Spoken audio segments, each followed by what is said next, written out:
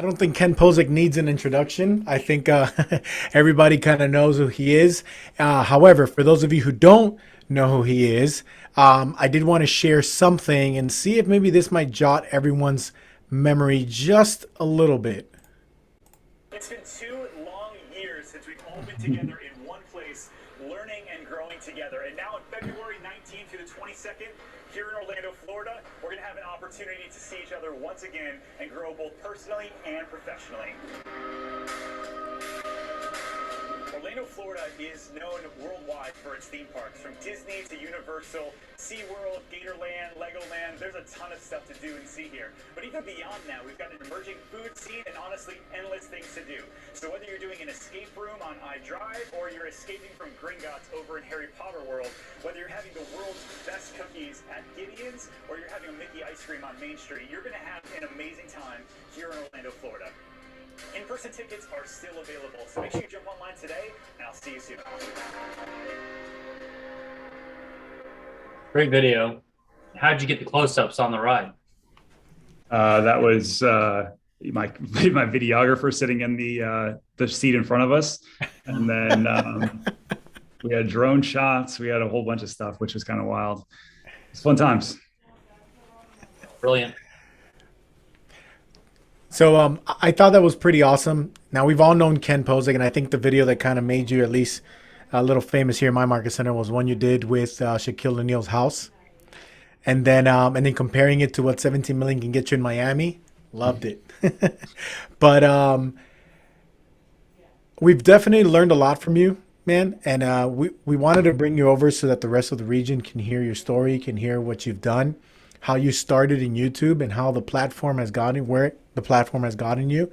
But not only that, you know, how much of the leads you've been able to receive just from the videos alone. Because one of the things that I love about you is that you don't just talk about real estate, you talk about the city that you love and live in, right?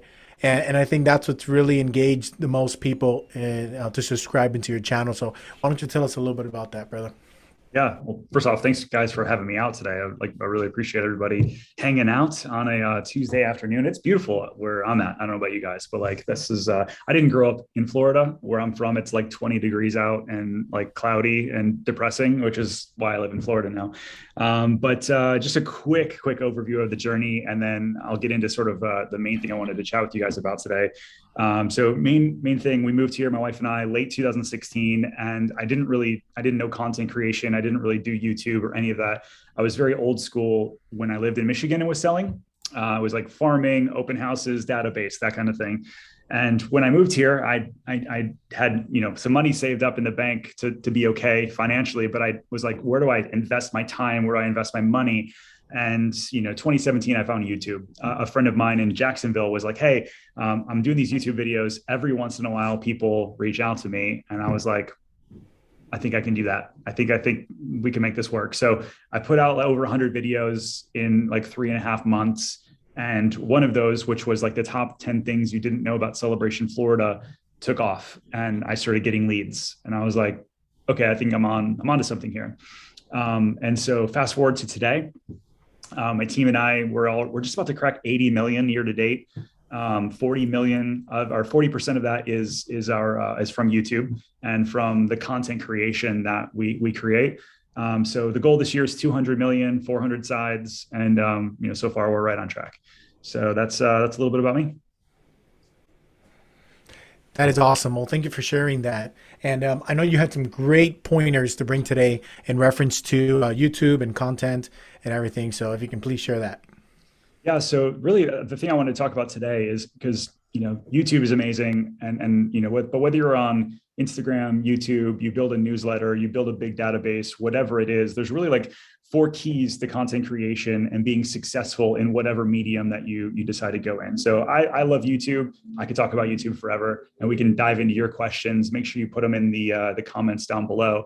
We'll make sure we do that. But there's really 4 steps to make being a success in a big way in YouTube or whatever your content strategy might be. Number 1 would be mastery of the medium.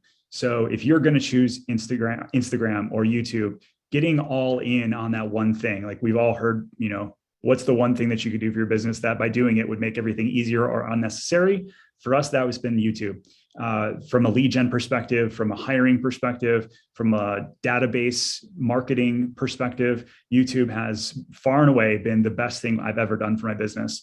So mastering it and being a student of that has been really huge. But that's where it starts. That's really where it starts, not really where it stops. The second thing you really want to do is that once you're at mastery of that one thing, you need to be really consistent. So consistency for us looks like putting out at least 1 to 2 videos every single week without fail. Whether you have to batch shoot to make sure that you are putting out a video if you're on vacation, or if you're on Instagram or TikTok, you're putting out reels, you're batch shooting to make sure that you never miss, because all of these platforms reward a few things, one of which is consistency. And so being really, really consistent. The next thing is lead conversion. Like we all want leads and that thing's great, but like now my team and I, we get somewhere between 400 and 500 leads a month from our content creation and the machine we've created. If I wasn't really good at lead conversion, I couldn't afford to keep shooting content. I couldn't afford to hire people. I couldn't afford to grow our business the way that we have. And so if you don't slow down and understand that, like, yes, it's about content creation. Yes, it's about consistency, but then what do you do after that? If you don't have a plan in place and a system for it, you're going to be losing money left and right. And you'll probably quit because you're like, hey, this is great. I've got views, I've got subscribers, but if you can't actually close, none of that matters. So getting really good with those skills is going to do very well for you. And then the last thing I would say is leverage. So everybody, whether you're an individual agent or you want to grow a really big team, getting very good at leverage is going to make sure that you're going to be able to stay at this a long time, whether that's hiring an editor and videographer, buyer's agents, TCs, stuff to take stuff off of your plate so you can focus on what you are really good at is going to make all of the difference. So for us, we went from, just me and a cell phone to me and a TC to then me to a few agents. And then now as of this morning, we're a 23-person team and we're gearing up towards, next year, which is our goal is to do 300 million plus. So that's it. That's the main objective. I think the 4 things. So mastering your medium, getting really, really consistent at it, getting great at leverage, and getting great at conversion are going to make you be able to build this really, really big business. So what questions do you guys have around that? Well, that's awesome, Ken. And there's one thing that you did mention, where you said you started from your cell phone to now a big team. You said, I think it was what, 22 that you have right now? 23 people now, yeah. 23 people. That's amazing, man. And tell me a little bit about that. How did you start with just your cell phone? How did the journey first start with you? So it was literally me doing model home tours on my cell phone. I grabbed a DJI Osmo, and that's just sort of like a gimbal that will hold it to where your cell phone's not shaky. I drink a lot of coffee, so I'm constantly shaky. But so that was it. And there was no microphone, there was no nothing. It was just me walking around model homes and saying like, hey, this is the Williamsburg model by Toll Brothers here in Winter Garden, Florida. Today, I'm going to walk you through the model and just give you sort of my oversights, what I'm seeing. And then I would edit it on iMovie on my laptop. I would drop in some music from Epidemic Sound. And that was it. I did that 100 times plus before I even hired an editor. Even the one that really took off, the celebration video that I mentioned, it was just me walking around town like, hey, here's the top 10 things you might not know. Let's talk about the HOA. Let's talk about the architectural review board. Let's talk about the location. Let's talk about the HOA fees, all of these kind of things. And that's the stuff that people, that they really want to know. Like they don't care about you, unfortunately. They don't care about me. They want to learn something. And so the mindset shift around shooting content that people actually want to look at is a big one, because I don't know about you, but I meet a lot of agents that have really big egos and they think it's all about them and that they have, I don't have a Bravo show or a Netflix show yet. So it's not like they came here for me. They came here to learn something. And so once you get that mindset shift, that's when you start to win. So there you go. So you're telling me I don't need a professional.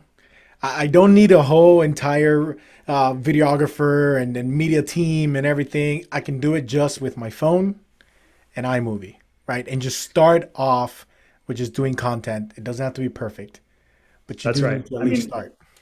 Yeah, you nailed it, man. Getting started and staying consistent is where it's at. And so from there, I think the beautiful thing is that people are actually way more forgiving than you'd think. And so many people will be like, well, I don't sound great on here. My editing isn't perfect and all this other stuff. Just get started, like lead with revenue. Don't go spend a ton of money on the best equipment and the best team and all this other kind of stuff.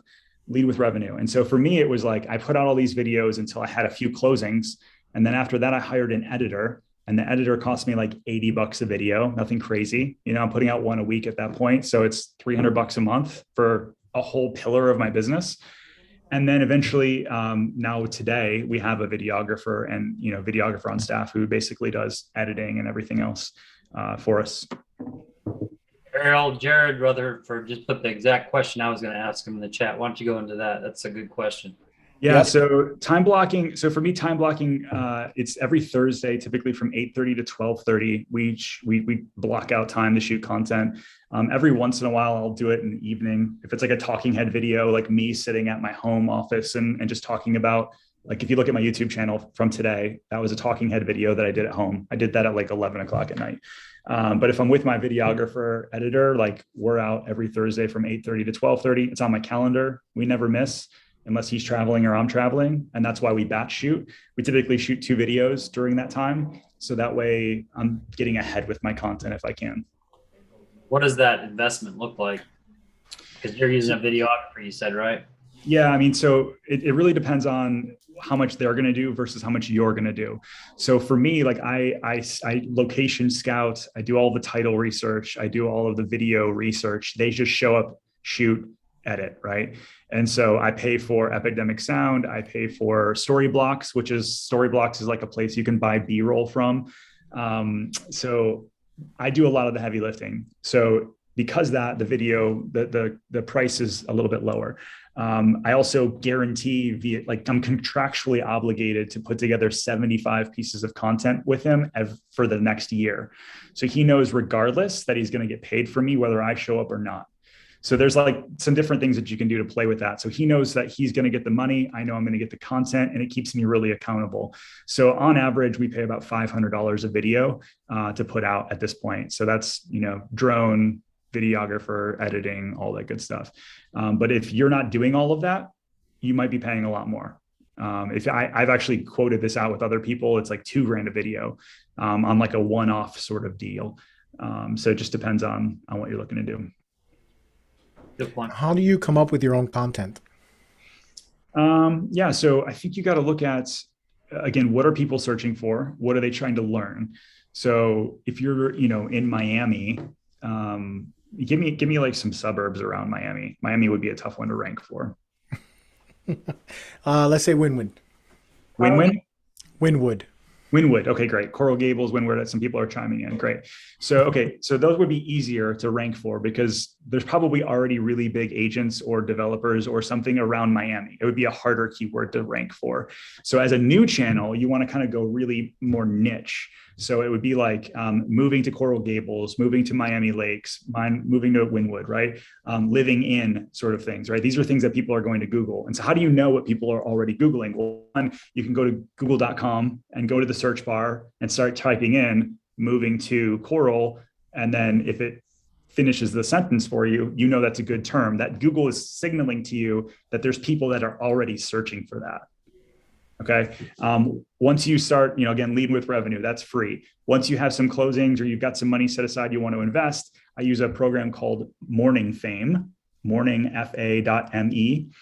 And it allows you to go in and figure out, how much search traffic. If I was to shoot a video like this, what's my competition? What do their thumbnails look like? What do their views look like? And it gives you tagging and all of these kind of like just tools. It's really not that expensive, honestly. But that's like step number 2 once you sort of get rolling. That's awesome. Now, you do the content, you do all the videos, you get the leads, right? How do the leads come in? Obviously, there's a contact information. So are they contacting you through email, through phone? And then what's the life of that lead? Yeah. So one of the biggest things I could tell you early on is if you're going to commit to this, and you have to commit pretty long tail to be really successful with this. but don't put your cell phone number on there, because I did. And my phone still blows up with leads that find me on old videos. So let me digress for just a second here. Like YouTube, the brilliant thing about YouTube over TikTok and Instagram is that it's evergreen content. I'm still getting leads today for videos that we shot 2 years ago. Whereas like, in TikTok or Instagram, once those videos are kind of gone and fallen out of the algorithm, they're gone. And so that's why I love YouTube.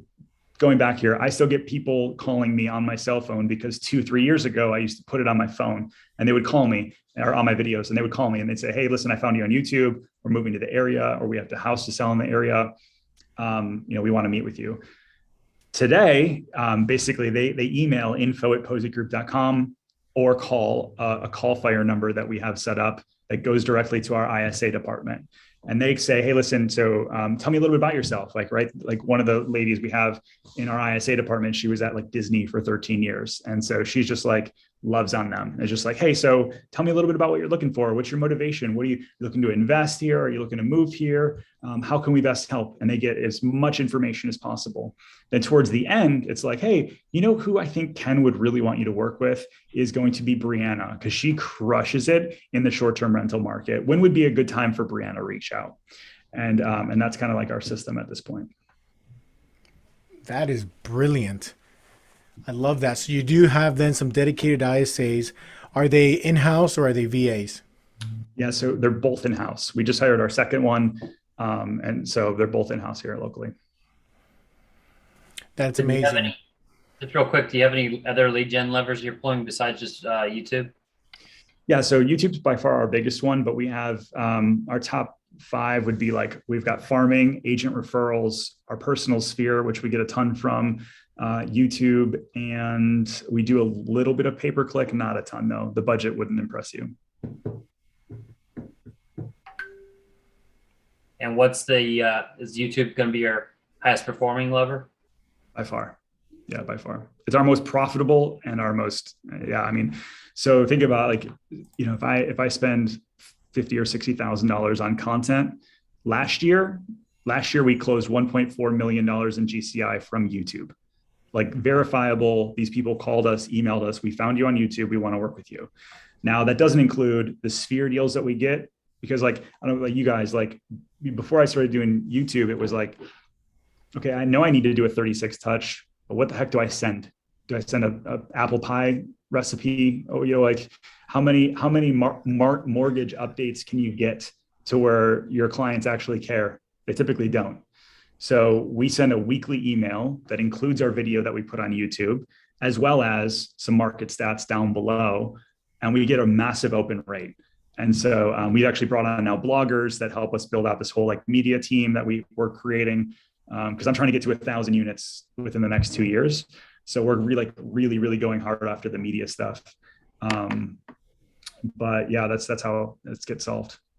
Are you using these videos to attract talent? We are. So it's every day that my Instagram has a DM in it from agents across Orlando that are like, hey, I've been doing this for a year or two, or I'm just got newly licensed and I don't know what the heck I'm doing. I found you on YouTube and then I follow you here on Instagram. Are you hiring for your team? Right. So my talent problem has now kind of been solved on the agent side. Now then I shift to the TC side and the marketing side and the ISA side. We use ZipRecruiter and Indeed are both fantastic. And the cool thing is a lot of them, like we booked an appointment with a new TC for Friday. And she's like, I've been following Ken for 2 years. I'm really excited to meet with you guys. Right. So I think that's pretty cool. Yeah, that is. It's nice to have it come flow at you. Yeah, exactly. All right. Anybody got any other questions in here I might have missed, Ariel? No, I think that pretty much covers the ones that were on the chat so far. Yeah, all right, does anybody want to raise their hand? Anybody want to come in and talk with Ken? How can I help? Let me know. You mentioned that you had like a rental department within you, and how do you get the word out on your rentals? Did I hear correct?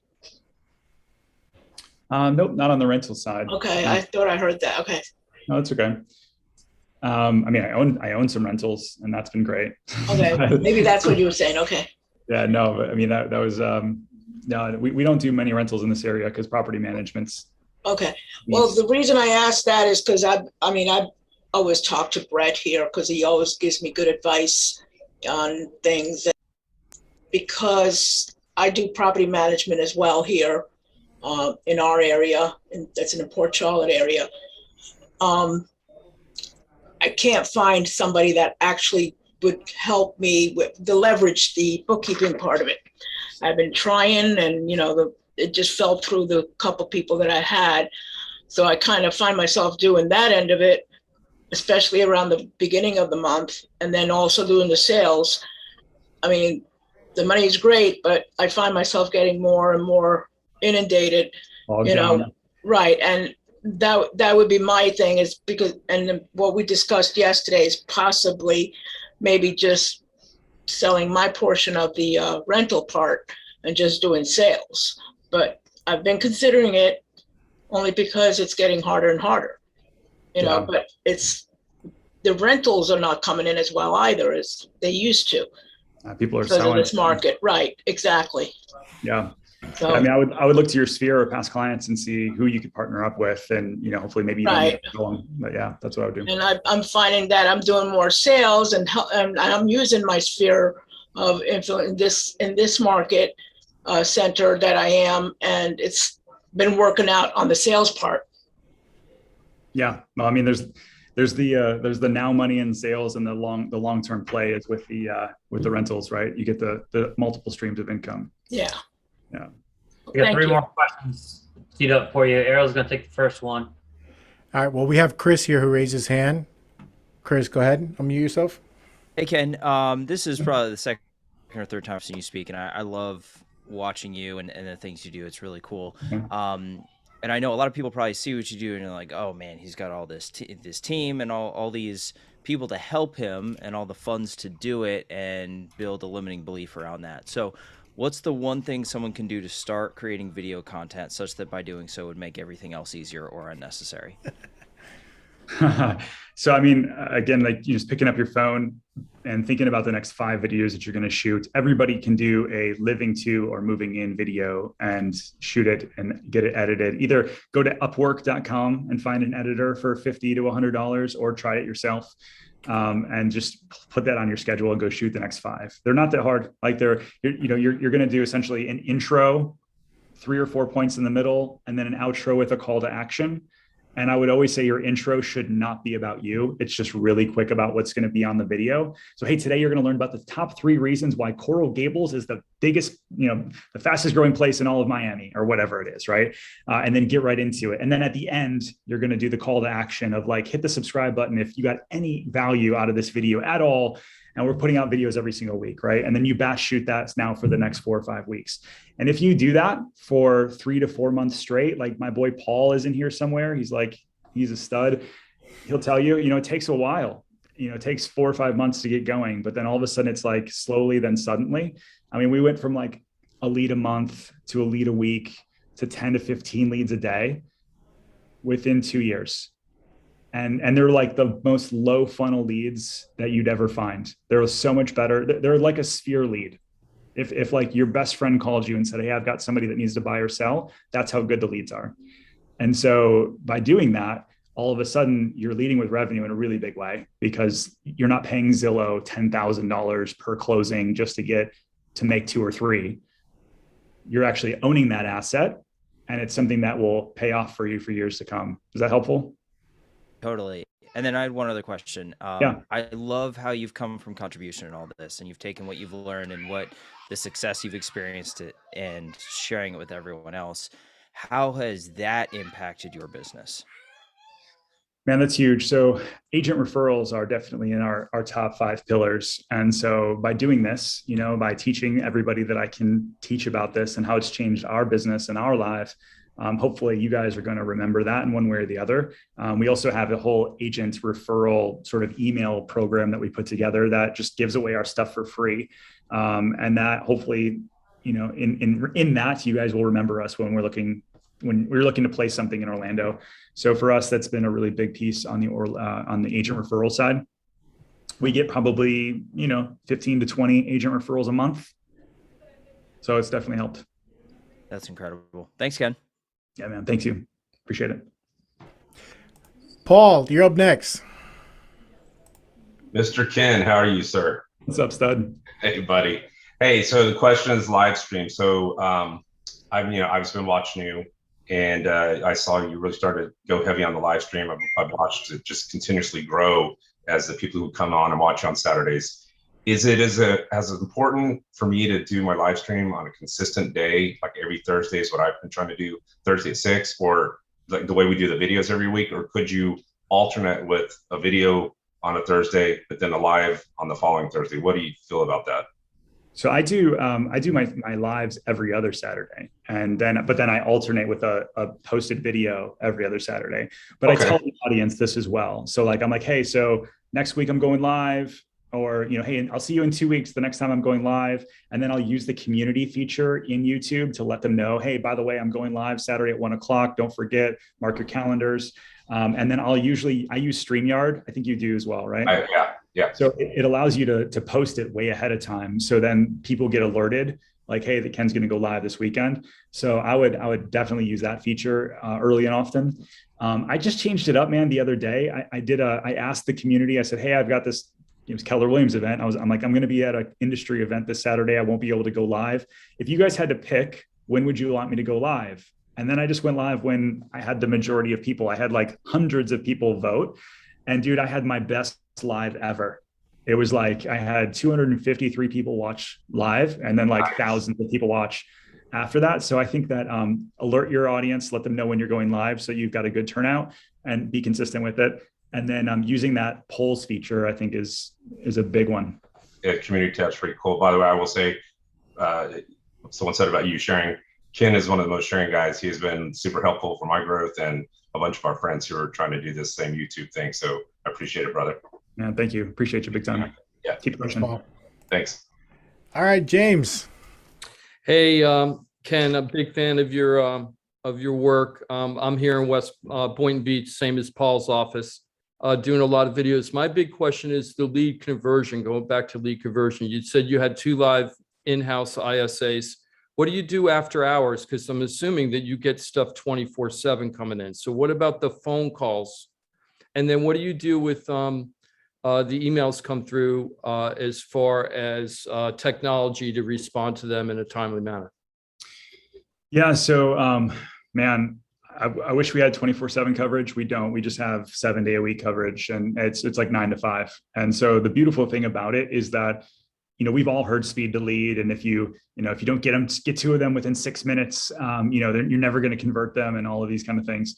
The big difference that I've realized with the content marketing leads is that they're a little bit more forgiving. So if they come in at 7 p.m., they don't expect a call back until the next day. And so where it's just a way different kind of thing. The pay-per-click leads or Facebook leads or any of that other stuff, you need to have somebody right on it. So in the afternoon or late evening or whatever, we do have a round robin with our team for like other sources of leads. But if it's like coming in on info@pozekgroup.com, they just know that they'll get back to them the next day. Okay, thank you. Yeah. All right, Shirley, did you have a question?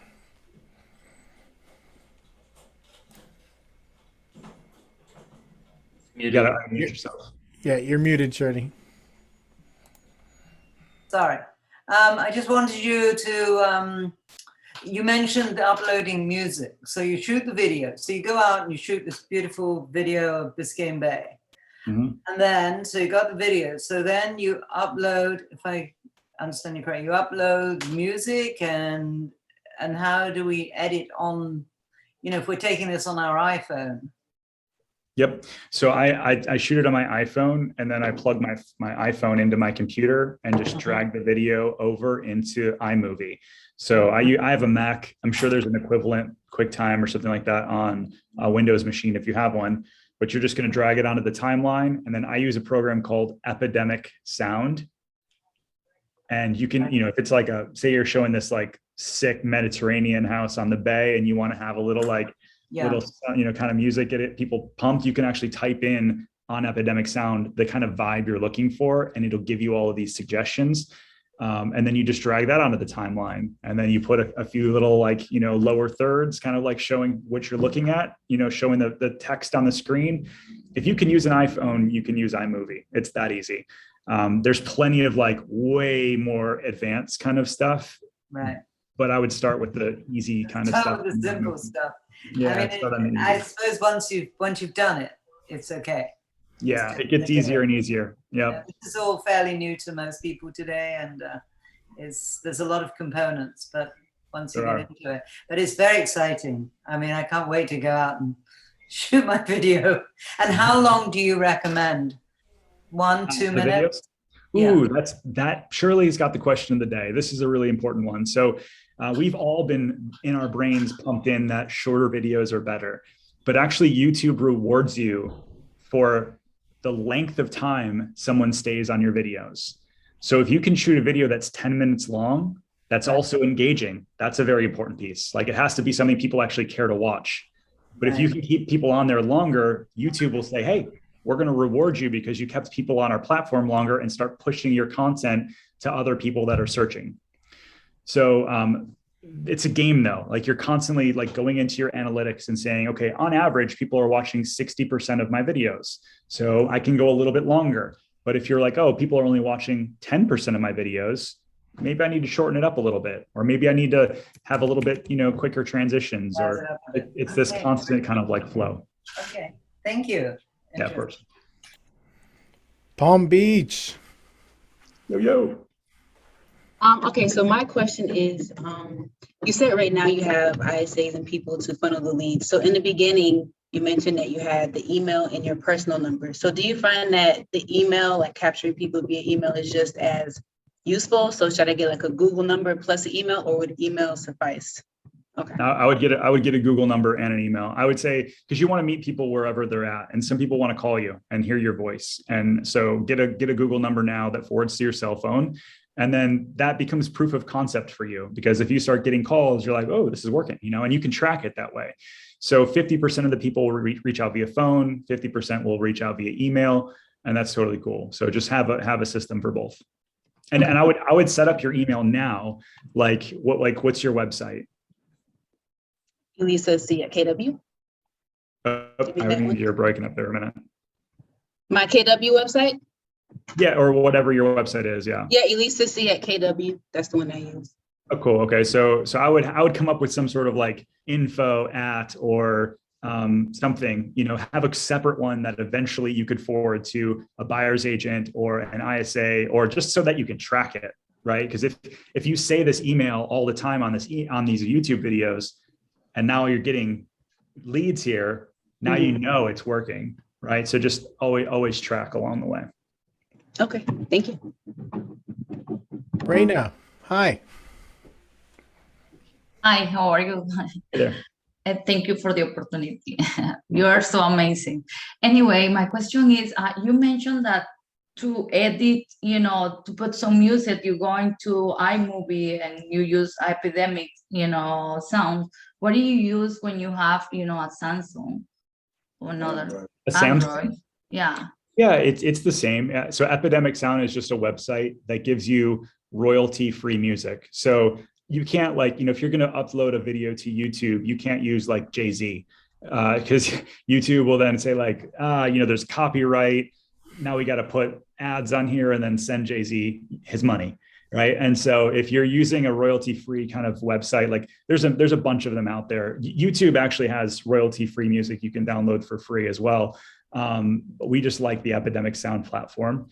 But you're just looking for something that's royalty-free music so that your stuff doesn't get demonetized.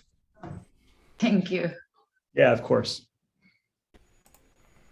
All right, Jared, you've been putting some amazing questions in the chat. Do you want to come on and ask us here directly?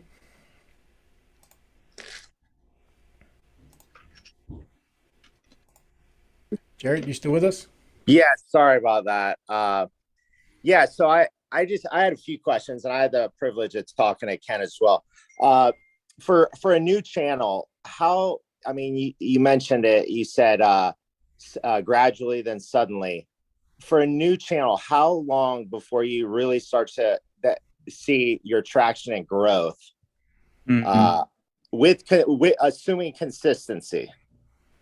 Yeah, assuming consistency, A, and B, assuming that you're going to be putting out content that people actually are searching for. Those are the two right there.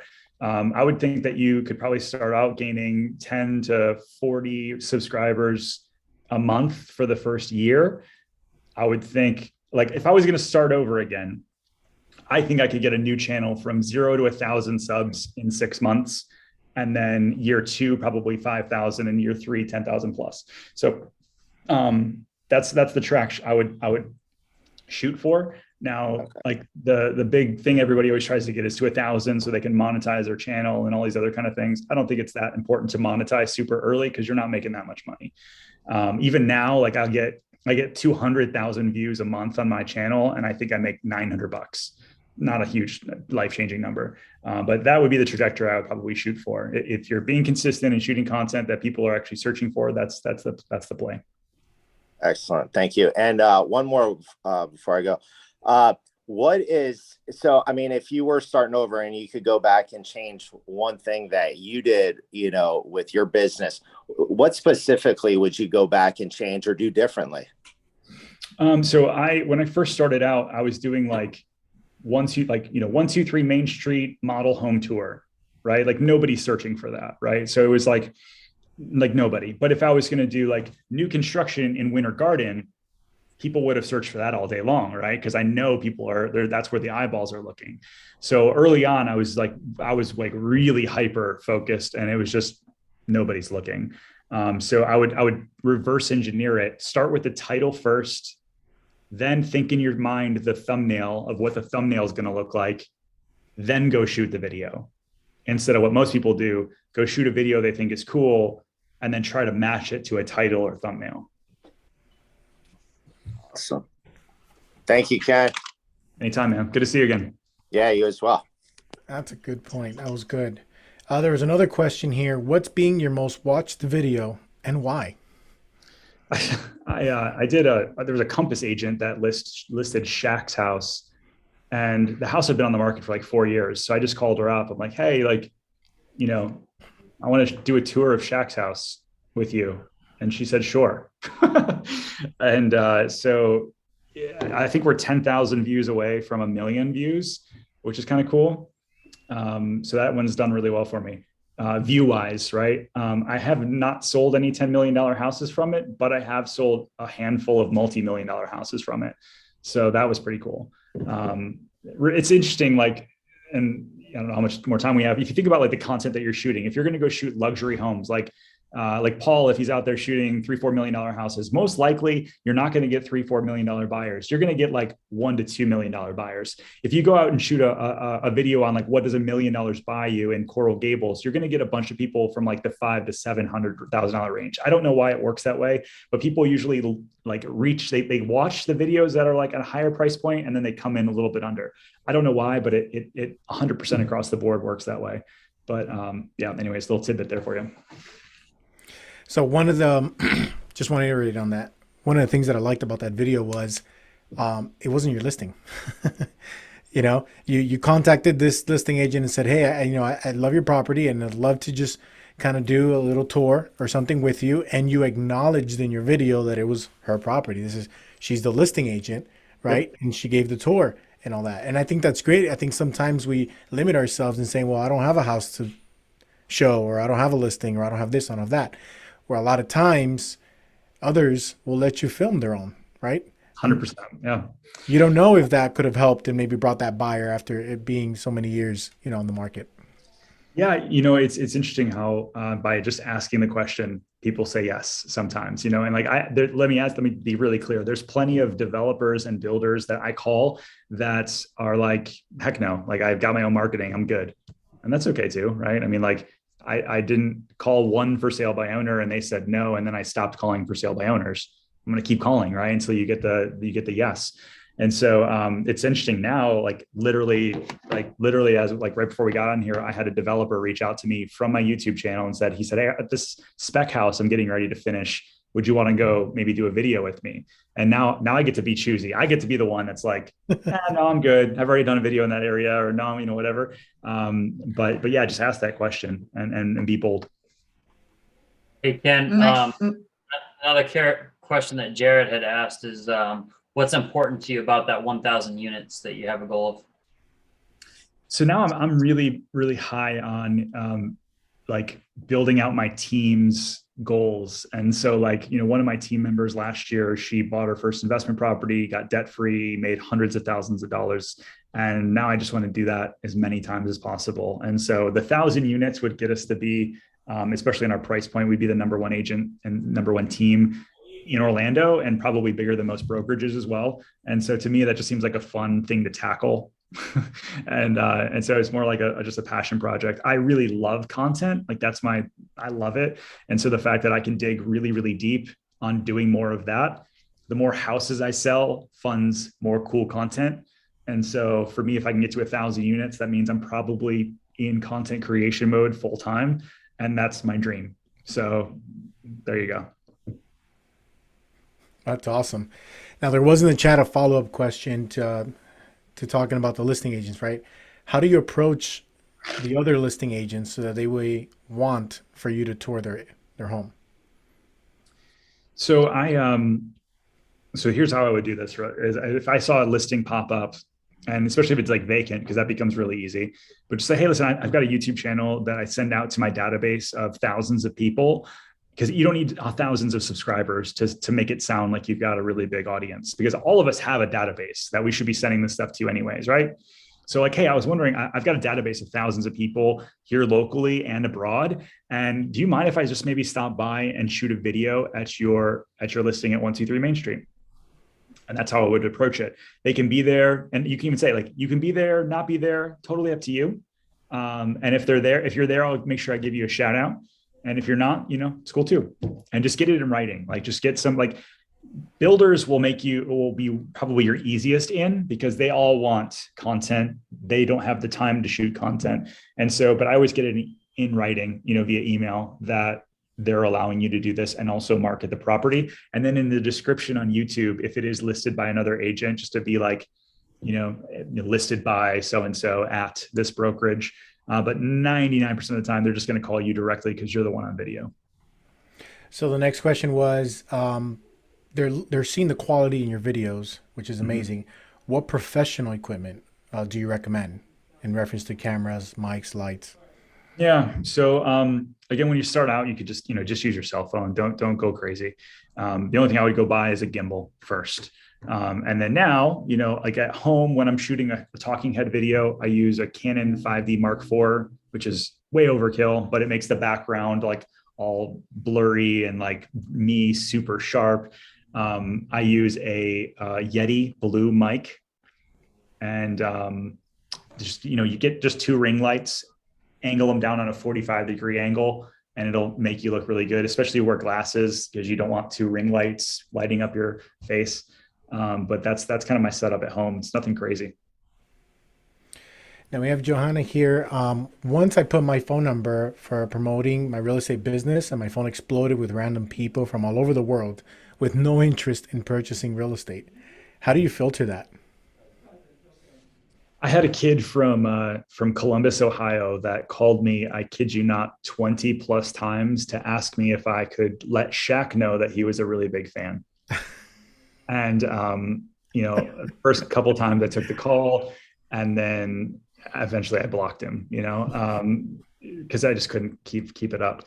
But, you take the good with the bad. I think the majority of the people that reach out are going to be really legit, especially, I would say probably the ladies. Be careful if you're meeting people, if they find you online, because if they find you attractive or whatever, the reason that they're meeting you one way or another, meet them at a public place, meet them at Starbucks, do the full pre-qual just like anywhere else. But there are people that will eventually, you're going to be a local celebrity, and they're going to see you at some restaurant and, want to talk to you. And it's cool and creepy all at the same time. So just make sure you're being safe. Awesome. And one last question here. On the MLS, there is a property okay to advertise. Do you still need to request permission to shoot a video? I don't think we have that here. So I really don't know. You guys would probably be able to answer that question better than me. Man. So I think that it will depend on the association. I know that at least with us and in our market or market center, even if it says that it's okay to advertise, we still have them contact the agent and the broker to get permission, written permission, for them to be able to promote. So that would be my Ryan. Yep. Yeah. Safe and sorry. Better safe than sorry. Always ask regardless. Hey, Ken, I got one really important question. When are you going to start the video on Anaheim? Is that where it is? Did they decide it is they're going to be there? I think I need to do it sooner than later then. Yeah. I think you might be.